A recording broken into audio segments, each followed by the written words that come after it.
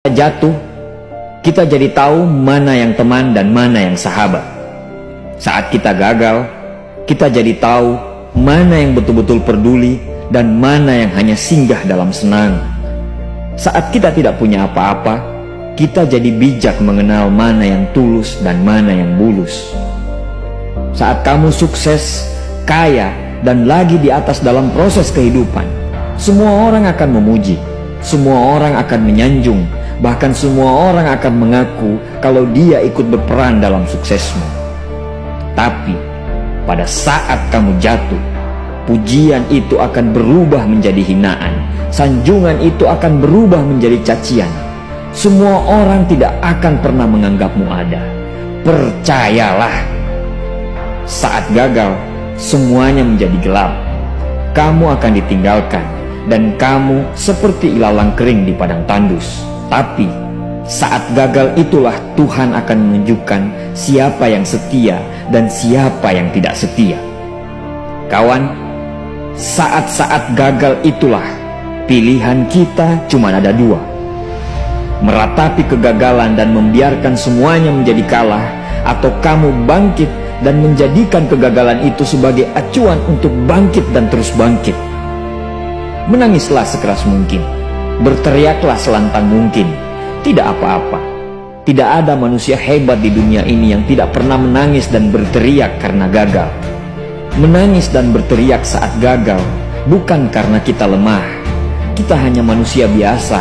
Kita bukan malaikat. Tumpahkan semua kesedihanmu dalam setiap doa-doamu.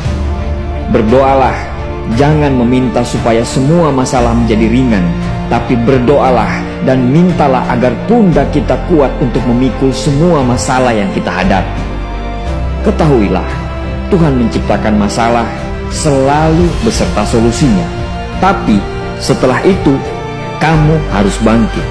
Kamu harus jauh lebih hebat daripada sebelumnya.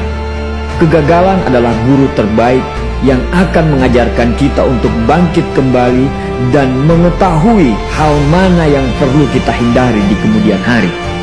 Ketahuilah, anak panah akan melesat jauh ke depan jika sebelumnya ditarik jauh ke belakang. Sama, kesuksesan yang luar biasa pasti diraih setelah mengalami kegagalan yang teramat dalam. Kegagalan hanya akan dirasakan oleh orang-orang yang mau berjuang.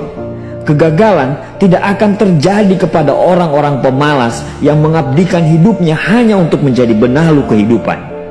Bangkitlah, tapi ingat, saat kamu berjuang lagi, berjuanglah bersama orang-orang yang mau sama-sama berjuang, bukan dengan orang-orang yang hanya mau diperjuangkan. Saatnya merubah hinaan menjadi pujian. Saatnya merubah cacian menjadi tepuk tangan. Saatnya mengembalikan apa yang sudah hilang. Insya Allah, kamu, kita pasti bisa. Pada saat sukses itu datang, datangi semua orang-orang yang menghinamu pada saat gagal. Datangi semua orang yang meninggalkanmu pada saat terpuruk. Katakan pada mereka, terima kasih kawan, karena dulu sudah menghinaku.